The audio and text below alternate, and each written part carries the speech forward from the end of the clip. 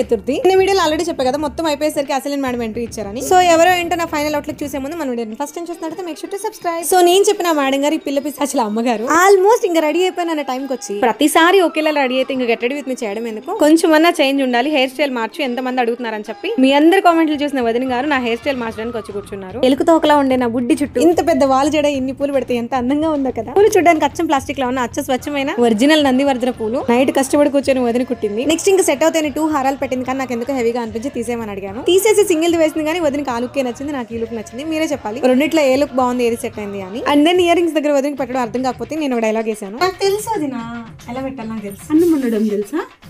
తెలీదు. కసు ఊడ్చడం తెలుసా? తెలీదు. అంట్లు తోమడం తెలుసా అమ్మా? తెలీదు. తినడం తెలుసా? తుంగడం తెలుసా? ఇవి పెట్టుకోవడం తెలుసు.